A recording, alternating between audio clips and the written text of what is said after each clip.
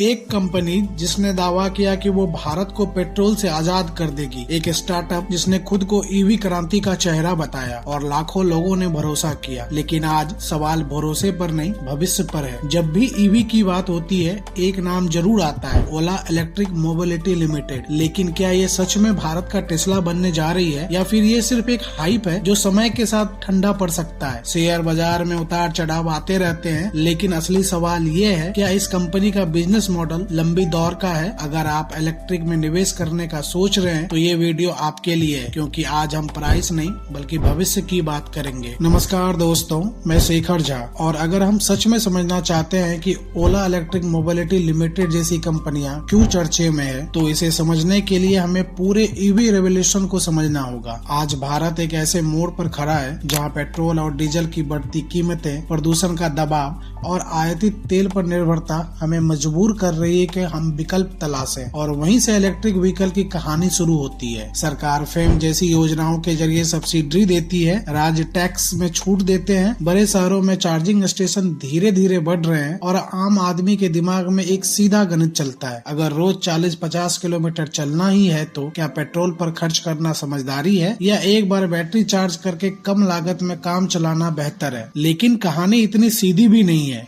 क्योंकि ईवी सिर्फ सस्ता चलने का नाम नहीं है। ये battery, technology, charging infrastructure, resale value और लॉन्ग टर्म भरोसे की लड़ाई भी है। दुनिया के कई देशों में ईवी अपनाने की रफ्तार तेज हुई है। भारत में भी दोपहिया सेगमेंट सबसे तेजी से बदल रहा है, क्योंकि यहाँ कीमत और माइलेज ही असली खेल है और यहीं से स्टार्टअप कंपनियां मौका देखती है। कम मेंटेनेंस, कम रनिंग कॉस्ट और डिजिटल फीचर्स के साथ एक नया ऑटो अनुभव। लेकिन साथ ही सवाल भी उतना ही बड़ा है, क्या हमारी बिजली उत्पादन क्षमता, हमारी सड़कों की स्थिति और हमारा चार्जिंग नेटवर्क इतने बड़े बदलाव के लिए तैयार है या हम सिर्फ ट्रेंड का पीछा कर रहे हैं। ईवी रेवोल्यूशन एक दिन में नहीं आएगा, ये धीरे धीरे आदत बदलेगा, बाजार बदलेगा और शायद आने वाले 5 से 10 साल में भारत की सड़कों का चेहरा बदल देगा। लेकिन इस बदलाव में वही कंपनियां टिकेगी जो टेक्नोलॉजी, लागत और भरोसे के तीनों इम्तिहान पास करेगी। क्योंकि ईवी सिर्फ एक गाड़ी नहीं है, ये एक पूरा इकोसिस्टम है और जो इस इकोसिस्टम को समझेगा वही भविष्य लिखेगा। और अगर इस इकोसिस्टम की बात करें तो यहीं से ओला इलेक्ट्रिक मोबिलिटी लिमिटेड का असली खेल शुरू होता है। ओला खुद को सिर्फ एक स्कूटर बेचने वाली कंपनी के रूप में पेश नहीं करती, बल्कि एक वर्टिकल इंटीग्रेटेड ईवी कंपनी के रूप में स्थापित करना चाहती है, जहां डिजाइन से लेकर मैन्युफैक्चरिंग, सॉफ्टवेयर से लेकर सेल्स मॉडल तक ज्यादातर कंट्रोल कंपनी के हाथ में रहे। पारंपरिक ऑटो कंपनियां डीलरशिप नेटवर्क पर निर्भर रहती है, लेकिन ओला ने डायरेक्ट टू कंज्यूमर मॉडल अपनाया, यानी ऑनलाइन बुकिंग, अपने एक्सपीरियंस सेंटर और डिजिटल सर्विस इकोसिस्टम के जरिए ग्राहक तक सीधे पहुंचना। इससे डीलर मार्जिन बचता है, लेकिन सर्विसेज और भरोसे की जिम्मेदारी पूरी तरह कंपनी पर आ जाती है। तमिलनाडु में बनी इसकी फ्यूचर फैक्ट्री का विजन बड़े पैमाने पर उत्पादन का है, ताकि स्केल बढ़े और लागत घटे। क्योंकि ईवी बिजनेस में असली मार्जिन बैटरी और सप्लाई चेन मैनेजमेंट में छिपा होता है। बैटरी टेक्नोलॉजी, लोकल सोर्सिंग और धीरे धीरे सेल मैन्युफैक्चरिंग की दिशा में बढ़ना, ये सब इसलिए जरूरी है ताकि आयात पर निर्भरता कम हो और लागत नियंत्रण में रहे। साथ ही ओला अपने प्रोडक्ट को सिर्फ एक वाहन नहीं बल्कि एक स्मार्ट डिवाइस की तरह पेश करती है। Touch screen, OTA update, app connectivity यानी सॉफ्टवेयर को भी बिजनेस मॉडल का हिस्सा बनाना, जिससे ग्राहक लंबे समय तक उसी इकोसिस्टम में जुड़ा रहे। लेकिन यही मॉडल रिस्क भी लाता है, क्योंकि जब आप सब कुछ खुद कंट्रोल करते हो तो गलती की गुंजाइश भी कम रह जाती है। सप्लाई चेन अटकी तो प्रोडक्शन रुकेगा, सर्विस कमजोर हुई तो ब्रांड का भरोसा हिलेगा और कैश फ्लो दबाव में आया तो विस्तार की रफ्तार धीमी पड़ेगी। ओला का दावा साफ है, पहले स्केल पकड़ो, फिर लागत घटाओ, फिर टेक्नोलॉजी और ब्रांड के दाम पर मार्केट लीडर बनो। लेकिन ये रास्ता आसान नहीं, क्योंकि ईवी मार्केट में प्रतिस्पर्धा भी उतनी ही तेजी से बढ़ रही है। इसलिए सवाल ये नहीं है कि ओला कितने स्कूटर बेच रही है, असली सवाल ये है कि क्या उसका बिजनेस मॉडल लंबे समय तक टिकाऊ, लाभदायक और भरोसेमंद बन पाएगा। क्योंकि स्टार्टअप की असली परीक्षा ग्रोथ में नहीं, स्टेबिलिटी में होती है। और यहीं से सबसे बड़ा सवाल खड़ा होता है, मुनाफा कब आएगा। क्योंकि किसी भी स्टार्टअप के लिए शुरुआती सालों में नुकसान होना असामान्य नहीं है, लेकिन निवेशकों की असली चिंता यह होती है कि क्या यह नुकसान एक योजना का हिस्सा है या संरचना की कमजोरी। ओला इलेक्ट्रिक मोबिलिटी लिमिटेड जैसी कंपनियां शुरुआत में भारी निवेश करती है, factory, research, battery technology, supply chain, marketing और नेटवर्क विस्तार, और यह सब पूंजी खाता है, जबकि बिक्री का स्केल उस गति से नहीं बढ़ता जिस गति से खर्च बढ़ता है। ईवी बिजनेस में ब्रेक इवन का गणित सीधा दिखता है, लेकिन हासिल करना कठिन है। जितनी ज्यादा यूनिट बिकेगी, प्रति यूनिट लागत उतनी कम होगी और तभी मार्जिन बनना शुरू होगा। लेकिन अगर बिक्री उम्मीद से कम रही या कीमत घटानी पड़ी तो पूरा मॉडल दबाव में आ जाता है।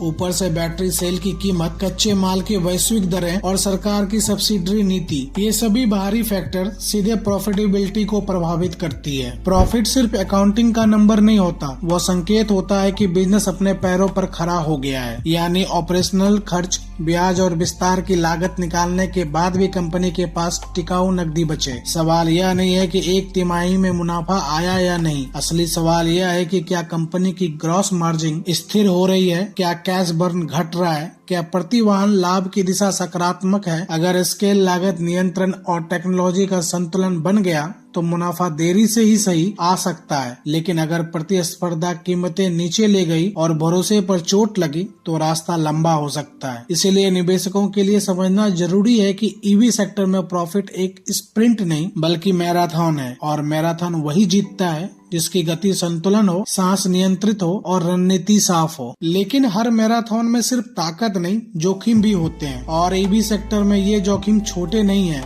अगर हम ओला इलेक्ट्रिक मोबिलिटी लिमिटेड को देखें तो पहला बड़ा जोखिम है प्रतिस्पर्धा का दबाव, क्योंकि भारत का दोपहिया बाजार पहले से ही मजबूत और स्थापित खिलाड़ियों से भरा है, जिनके पास दशकों का अनुभव, सर्विस नेटवर्क और ग्राहक भरोसा है। ऐसे में अगर कीमत की लड़ाई शुरू होती है तो मार्जिन सबसे पहले नई कंपनियों पर दबाव डालता है। दूसरा जोखिम है बैटरी और टेक्नोलॉजी का। ईवी की जान उसकी बैटरी है, और अगर सप्लाई चेन में रुकावट आई, कच्चे माल की कीमत बढ़ी या सुरक्षा से जुड़ा कोई मुद्दा सामने आया तो ब्रांड इमेज को बड़ा नुकसान हो सकता है। तीसरा जोखिम सरकारी नीतियों का है, क्योंकि आज ईवी की लागत का एक हिस्सा सब्सिडी और टैक्स से संतुलित होता है। अगर ये समर्थन कम हुआ या शर्तें बदली तो मांग पर सीधा असर पड़ सकता है। चौथा जोखिम है भरोसे और सर्विस नेटवर्क का। गाड़ी बेचना आसान है, लेकिन हर शहर में तेज और विश्वसनीय सर्विस देना कठिन। अगर ग्राहक अनुभव कमजोर हुआ तो सोशल मीडिया के दौर में नकारात्मक धारणा तेजी से फैलती है। और पांचवा जोखिम है पूंजी और नकद का प्रभाव का, क्योंकि तेज विस्तार के लिए लागत निवेश चाहिए। अगर फंडिंग महंगी हुई या निवेशकों का धैर्य कम हुआ तो विकास की रफ्तार अचानक धीमी पड़ सकती है। यानी ईवी का सपना जितना चमकदार दिखता है, उसके पीछे उतनी ही जटिल गणित है और अनिश्चितताएं छुपी हुई है। जोखिम होना बुरा नहीं है, लेकिन उन्हें समझे बिना निवेश करना खतरनाक है, क्योंकि बाजार में कहानी से ज्यादा टिकता है संतुलन, और जो कंपनी इस जोखिम को संभाल ले वही लंबी दौर में खड़ी रहती है। लेकिन तस्वीर का दूसरा पहलू भी है,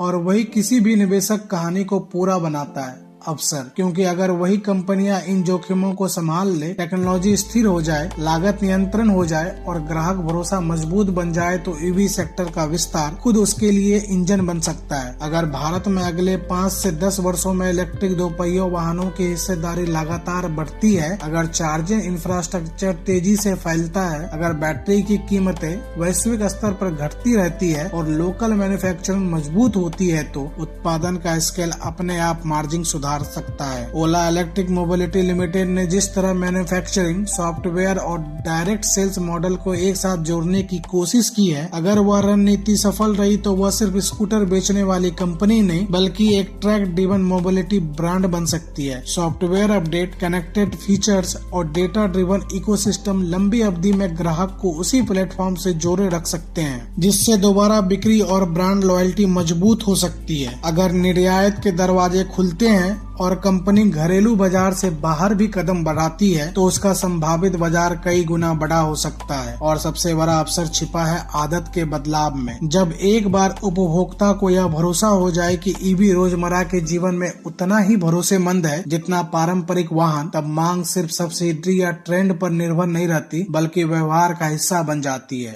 उस बिंदु पर जो कंपनी स्केल, टेक्नोलॉजी और भरोसे के संतुलन को बनाए रखेगी वही उद्योग की दिशा तय करेगी। इसीलिए अवसर और जोखिम एक ही सिक्के के दो पहलू हैं। फर्क सिर्फ इस बात का है कि कौन उन्हें संभाल पाता है और कौन उनसे दब जाता है। और यहीं आकर कहानी सिर्फ एक कंपनी की नहीं रहती, बल्कि एक दौर की हो जाती है, क्योंकि हर इंडस्ट्री में एक ऐसा समय आता है जब पुराना मॉडल टूटता है और नया मॉडल जन्म लेता है। लेकिन हर नया मॉडल सफल हो यह जरूरी नहीं। सवाल ये नहीं है कि ईवी का भविष्य है या नहीं, क्योंकि बदलाव शुरू हो चुका है। असली सवाल यह है कि उस बदलाव में कौन टिकेगा, कौन सी कंपनी दबाव सह पाएगी और कौन सी कंपनी संतुलन खो देगी। ओला इलेक्ट्रिक मोबिलिटी लिमिटेड आज उसी मोड़ पर खड़ी है, उम्मीद और अनिश्चितता के बीच। यहाँ निवेश सिर्फ एक शेयर खरीदना नहीं है, बल्कि एक विजन पर भरोसा करना है। लेकिन भरोसा हमेशा तथ्यों के साथ होता है, भावनाओं के साथ नहीं। बाजार में कहानियाँ बहुत बनती है, पर टिकती वही है जिनके पीछे मजबूत गणित, स्पष्ट रणनीति और धैर्य हो। तो अब फैसला आपके हाथ में है। क्या आप इसे एक लंबे दौर का खिलाड़ी मानते हैं या एक तेज लेकिन अस्थिर शुरुआत? क्या यह भविष्य का संभावित ऑटो लीडर बन सकता है या इतिहास की एक और महत्वाकांक्षी कोशिश? अगर आपको इस तरह का गहराई वाला बिना शोर शराबे का विश्लेषण पसंद आया हो तो वीडियो को लाइक जरूर करें, चैनल को सब्सक्राइब करें और कमेंट में अपनी राय लिखें। आप इस कंपनी को अवसर मानते हैं या जोखिम? आपकी सोच ही इस चर्चा को पूरा करती है। मैं हूं शेखर झा। मिलते हैं अगले विश्लेषण में, जहां हम सिर्फ खबर नहीं, उसके पीछे का सच समझेंगे।